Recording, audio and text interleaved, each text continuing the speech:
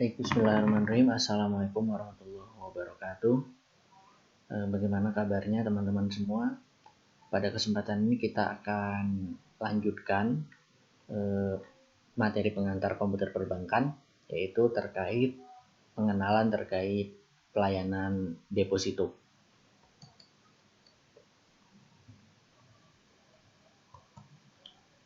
Nah, sebelumnya mungkin saya overview terlebih dahulu terkait aplikasi kita. Kita dalam pelayanan komputer perbankan ini kita menggunakan aplikasi yaitu Islamic Banking Application, yang mana aplikasi ini digunakan oleh banyak sekali bank-bank syariah di Indonesia menggunakan aplikasi ini.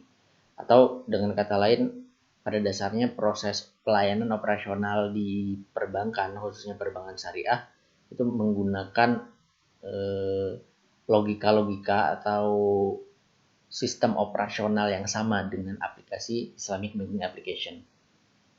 Dalam Islamic Banking Application ada beberapa sub aplikasi, yaitu yang pertama adalah CSBO, di mana CSBO ini singkatan dari Customer Service dan Back Office.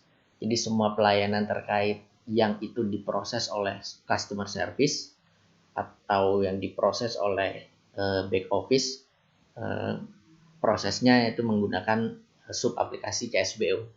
Kemudian sub aplikasi yang kedua yaitu teller. Jadi di sini semua pelayanan terkait teller menggunakan aplikasi ini. Kemudian selain itu di perbankan sendiri, selain CS dan teller ataupun back office, ada beberapa kegiatan-kegiatan yang lain, dan ini bisa menggunakan yang namanya menu setup, laporan, dan closing. Baik, kalau kita overview secara materi apa yang akan yang dipelajari dalam komputer perbankan, diantaranya ini ada beberapa poin besar terkait materi-materi yang kita bahas. Yang pertama, dikenalkan terkait yang namanya SIP, yaitu sebagai induk identitas dari nasabah di suatu perbankan. Kemudian yang kedua, pelayanan terkait proses pembukaan tabungan. Kemudian yang berikutnya, pelayanan terkait proses pembukaan deposito. Ini yang akan kita bahas secara mendalam di dalam kesempatan ini. Kemudian juga pelayanan terkait transaksi di teller. Kemudian juga proses-proses pelayanan atau proses komputerisasi terkait produk pembiayaan. Juga proses pelayanan terkait transaksi umum. Jadi misalkan setting jaminan, kemudian setting aset, kemudian setting mitra, atau men-setting akses terhadap suatu aplikasi. Nah, itu digunakan dalam menu transaksi umum dan setup. Baik, langsung saja kita akan mengenal lebih lanjut terkait deposito. Tapi sebelumnya saya rasa teman-teman sudah cukup paham terkait apa itu SIP dan apa itu tabungan. Baik. Mengenal deposito, kita ada beberapa poin.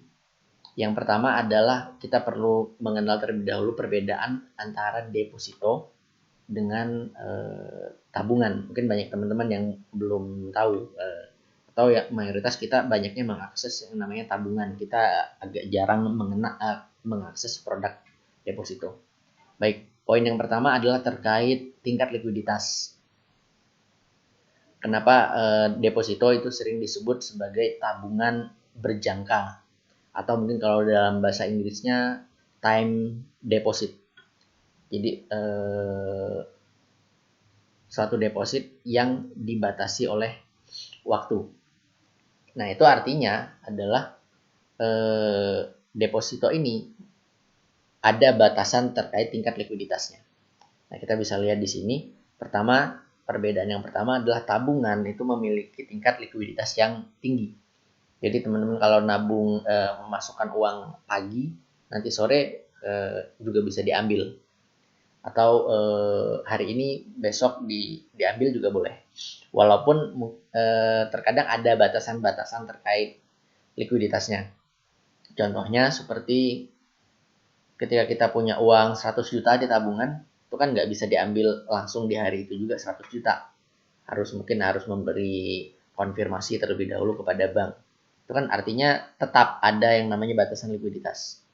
Atau mungkin ketika kita pengen narik tabungan di ATM, itu walaupun uangnya ada 100 juta, dalam satu hari hanya diperbolehkan 5 juta, atau mungkin di level tertentu itu diperbolehkan hanya 10 juta. Nah, berarti kan itu ada batasan likuiditasnya. Tapi tetap kapanpun ingin kita ambil bisa, sehingga likuiditas dari tabungan itu tinggi. Nah, ini yang membedakan dengan deposito. Ada kata time, ada kata jangka waktu. Nah, di sini kalau bisa kita lihat, biasanya deposito itu jangka waktunya adalah 1 bulan, 3 bulan, 6 bulan, atau 12 bulan. Bahkan mungkin ada yang 24 bulan. Artinya apa? Artinya deposito ini atau dana yang kita simpan di bank dalam produk deposito tadi itu tidak bisa kita likuidasi atau tidak bisa kita cairkan atau tidak bisa kita tarik selama kurun waktu deposito tadi. Misalkan deposito 1 bulan, berarti hari ini saya masukkan di proses deposito saya selama 1 bulan, berarti uang itu besok itu nggak bisa saya ambil, baru bisa dicairkan ketika jangka waktu depositonya selesai. Berarti 1 bulan lagi baru bisa saya ambil. Itu yang membedakan antara tabungan dan deposito. Kemudian perbedaan yang kedua, nasabah itu kenapa sih mau merelakan likuiditasnya ditahan tadi? Berarti kan ada kompensasi yang diberikan oleh bank. Ada kompensasi yang diberikan oleh bank sehingga kita mau merelakan uang kita yang harusnya bisa kita pegang, bisa kita belanjakan hari itu juga, saat ini juga, itu kita relakan untuk disimpan oleh bank dalam kurun waktu tertentu. Nah, berarti ada imbalan yang diberikan oleh bank kepada nasabah. Sehingga ketika kita lihat dari sisi imbalannya, mungkin kalau dalam konvensional biasanya berupa bunga, kalau di perbankan syariah menggunakan bagi hasil. Untuk tabungan itu sangat rendah sekali bunganya, bahkan sampai 0%. Mungkin kalau tabungan yang agak banyak itu mungkin maksimal hanya 2% per tahun. Berarti kalau Anda punya uang 100 juta itu ditabung dalam kurun waktu 1 tahun, berarti itu hanya akan menghasilkan bunga 2% atau setara 2 juta. Berarti setahun lagi kita ambil uangnya itu hanya menjadi 102 juta. Nah, berbeda halnya dengan tabungan. Deposito karena likuiditasnya yang dibatasi tadi, maka otomatis akan diberikan imbalan yang lebih tinggi sebagai bentuk kompensasi atas pengorbanan kita. Sehingga biasanya bunga deposito itu relatif lebih tinggi daripada bunga tabungan. Biasanya di angka mungkin 4% sampai dengan 6% per tahun. Berarti kalau uang saya yang 100 juta tadi, saya tidak taruh di tabungan, tapi saya taruh dalam deposito, dengan asumsi berarti saya nggak bisa ambil dalam 1 tahun, maka uang saya tadi dalam setahun yang akan datang itu menjadi 106 juta rupiah. Berbeda dengan tadi kalau di tabungan mungkin hanya 100 juta rupiah atau bahkan hanya maksimal menjadi 102 juta rupiah. Bahkan di beberapa bank tabungan itu justru akan berkurang nominalnya seiring berjalannya waktu. Kenapa? Karena bunganya 0%, tapi dibebani biaya administratif. Biaya administratif itu tidak dipersentase, misalnya biaya administratifnya 20.000 per bulan. Nah, kita bayangkan tadi kalau bunganya 0%, uangnya adalah cuma 1 juta ditaruh dalam tabungan di bank selama 1 tahun. Per bulan padahal ada biaya administrasi 10.000. Berarti kali 12 120.000. Berarti bunganya 0%. Berarti dalam setahun uang kita yang 1 juta tadi itu tidak jadi lebih dari 1 juta, bahkan berkurang menjadi hanya 880.000, dikurangi biaya administrasinya. Nah, itu perbedaan mendasar antara tabungan dan deposito. Saya rasa teman-teman juga sudah cukup memahami tentang tabungan dan deposito ini di mata kuliah terkait. pengantar perbankan itu harusnya sudah dibahas dengan cukup detail. Sehingga di sini ada trade off ya antara likuiditas dengan tingkat bunga. Itu perbedaan yang sangat mendasar antara tabungan dengan deposito. Nah, kemudian kalau di spesifik di syariah, ketika dikaitkan dengan tingkat bagi hasilnya, kalau di bank syariah, produk tabungan itu bisa menggunakan 2 akad. Ada alternatif 2 akad. Yang pertama adalah akad wadiah, kemudian yang kedua akad mudorobah. Nah, kenapa bisa 2 akad ini? Karena tabungan bisa menggunakan mekanisme menitipkan uang, sehingga ada wadiah tadi, atau menggunakan mekanisme menyertakan uang tadi untuk dikelola oleh bank, sehingga menggunakan mudorobah. Nah, tapi kalau untuk produk deposito di bank syariah itu hanya menggunakan akad mudorobah, tidak bisa menggunakan akad wadiah. Karena asumsinya ketika menggunakan akad wadiah berarti uang itu kan harus dijaga 100% oleh bank dan tidak boleh berkurang sama sekali. Seperti itu. Itu perbedaan mendasarnya. Kalau terkait persentase, kalau kita rate-kan tingkat imbal yang didapat, logikanya tetap sama baik di konven maupun di syariah. Yang namanya deposito itu pasti imbalannya lebih tinggi daripada tabungan. Oke, kita lanjut ke pengenalan yang berikutnya. Poin berikutnya adalah di bukti kepemilikan. Kalau di tabungan, bukti kepemilikan kita punya tabungan di suatu bank itu apa? Ya buktinya adalah buku tabungan. Berapa nominal tabungannya? Berarti yang tertulis di buku tabungan tersebut, saldo kita berapa. Nah, berbeda halnya dengan tabungan, kalau deposito itu tidak ada bukunya. Kenapa nggak ada bukunya? Karena proses transaksinya itu kan cuma sekali.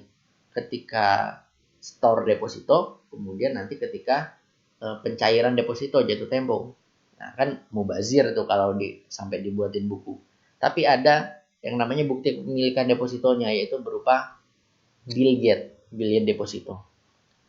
Nah, sehingga kalau deposito itu mendapat biljet, kalau kita nabung itu mendapat buku tabungan, atau mungkin sekarang ada virtual account seperti itu ya, kita bisa lihat pergerakan saldo kita, uang kredit debit kita seperti apa. Nah, tapi esensinya itu tetap buku tabungan.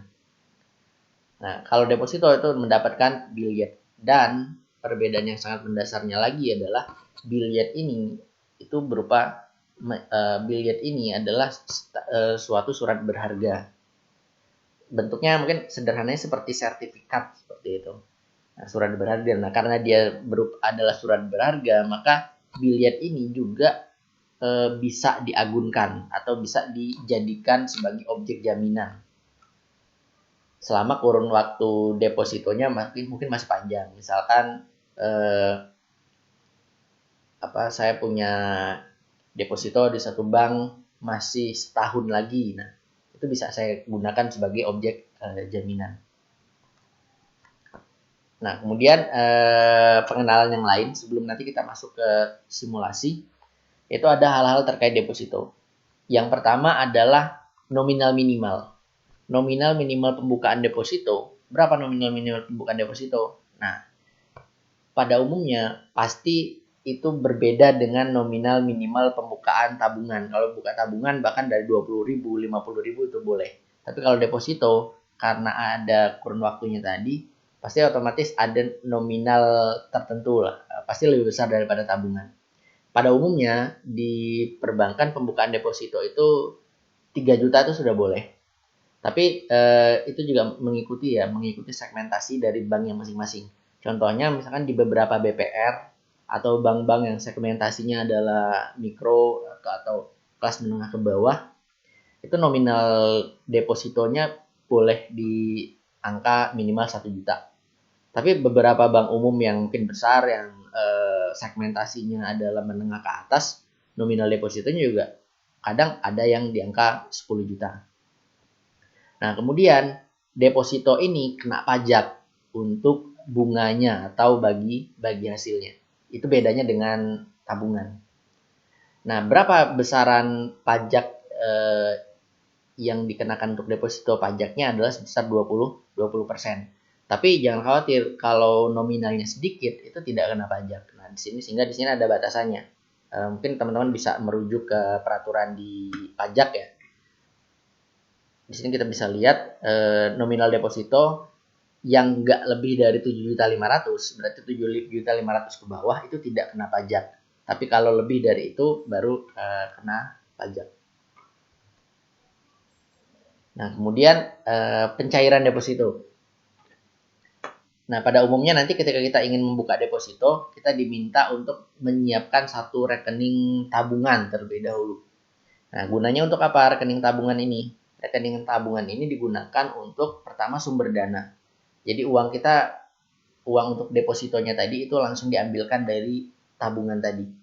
Kemudian yang kedua sebagai wadah penampung pencairan bunga atau pencairan bagi hasilnya. Yang mana itu bagi hasil dan bunganya opsinya pada umumnya dicairkan setiap bulan. Kemudian fungsi yang ketiga dari rekening tabungan tadi digunakan untuk sebagai menampung dana deposito ketika nanti jatuh tempo. Ketika dicairkan, nah, maka uangnya akan dicairkan ke dalam rekening tabungan. Nah, ini contoh bilir deposito. Nah, mungkin ini hal yang terakhir terkait pengenalan deposito, itu ada istilah masih ada kaitannya dengan pencairan deposito, yaitu automatic rollover atau sering kita sebut dengan ARO. ARO itu ada di sini. Ada opsi di sini kita bisa lihat di sertifikat ini ada perpanjangan otomatis ARO atau tidak. Artinya apa? Jadi ketika dipilih opsi ARO ini, ketika akan jatuh tempo deposito tadi, maka bank akan otomatis memperpanjang deposito tersebut menjadi satu periode yang sama dengan deposito sebelumnya. Misalkan saya deposito 1 bulan, maka bulan depan itu otomatis akan dilakukan ARO, automatic rollover oleh bank. Sehingga deposito saya akan lanjut lagi selama itu saya tidak menginformasikan akan mencairkan deposito saya. Nah, ketika nasabah tidak memilih opsi ARO, maka diasumsikan nasabahnya nggak ingin memperpanjang otomatis, sehingga akan dikonfirmasi terlebih dahulu oleh bank apakah akan diperpanjang atau akan dicairkan seperti itu.